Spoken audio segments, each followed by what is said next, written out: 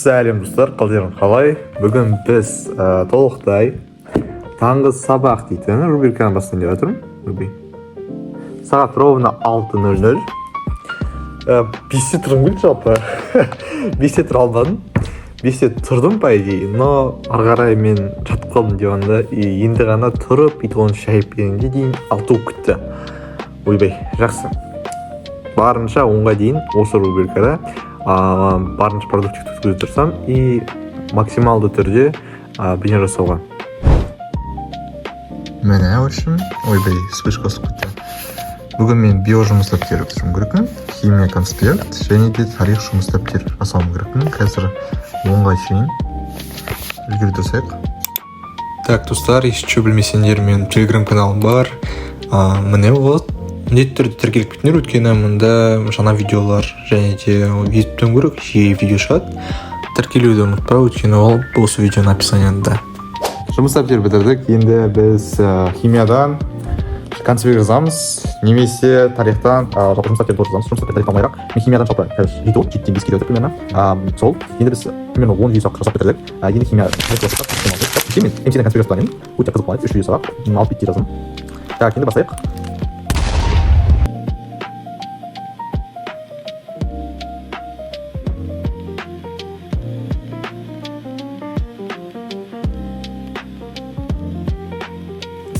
Жұмыс дәптері бітірдік тарихтан.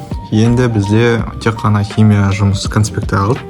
Ол вроде 3 видео сабаққа конспект жасасақ, бүгін так қазір ол нормально. Алға қарай уже басын жазар болады. Сағат ровно почти 10 болайын жатыр. Сабақ жалғастыру керек. Мен айтпаңдар, ұрыспаңдар маған. Өйткені мен айтам, каждый раз мысалы мен жұмыс дәптері бітіргеннен кейін бір заттан мен ұзақ демаламын, примерно 30 минут, 1 сағаттай. Енді 1 сағат емес, 40 минут максимум. Мысалы мен тамақ ішіп келдім, завтрак ішіп алдым, қарным ашып кетті. Сосын жылқымды қарадым деп сол ары қарай сөйтіп уақыт өтіп кетті.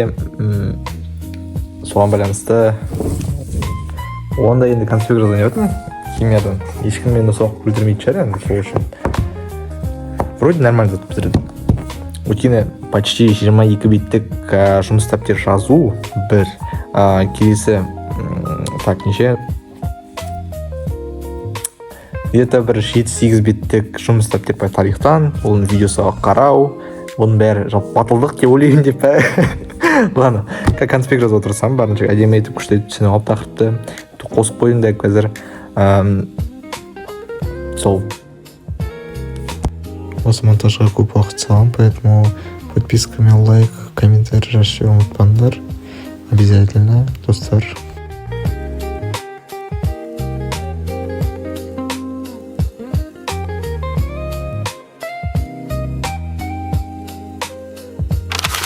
Достар, конспект бітіруімен бір видео сабақ қалды. Бірақ та мен так қазір қойып аттым. Осы статьямды не үшін? Өйткені қазір сағат 11 отыр. 11:30. Жалпы 11:30, 11-де 7 кетті. Байланысты мен қазір өзімнің рубрикам қоятамын. Өйткені ол таңғы сабақ емес, уже обедке, күндізгі сабақ болады. Поэтому қазір қоям. Оған байланысты. Бірақ та оны обязательно бітірем, конечно, конспектті. Бір видео сабақ қалды орсын. Соны бітіремде жалпы сол. Жалпы 5 сағаттың, почти 6 сағаттың ішінде көп нәрсе үлгеру өтеді. Но соған байланысты мен демалдым. Ол демалу керек деп ойлаймын да. Завтрак, қарным аш болды, тамақ іштім, таңда где-то 7:30 конспект жазып бой жұмыс дәптері бітіргеннен кейін. И ары қарай демалдым, и бір жағынан бір заттарды салдым. Жұмыс дәптерлерді и квиздер орындап отырыстым. Сол, жалпы сол, еще жылқыны қарадым, былай да былай, сылтау дейсің де. Ладно, достар, қарағандар рахмет, көптеген прям алғысым шексіз. До конца адамдарға лайк пен подписка болса, комментарий жазып жіберсеңдер өз ойларыңызды, жалпы осындай рубрика ұнап жатыр екен, ұнамай жатыр екен.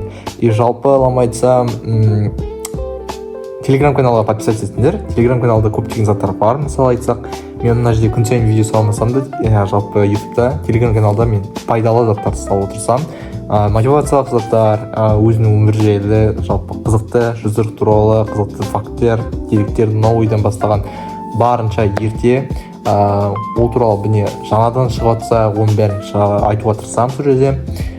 Және де қосымша оқуға байланысты пайдалы кеңестер и әрине де пайдалы чек-листтер деп ойлаймын. Өзім жасауға тырысып жүрмін. Енді шықса жақсы болатын еді. Енді осы апта где-то алдағы уақытта көп нәрсе жасаламын. Рахмет достар, тыңдағандарыңызға. Все, да болады.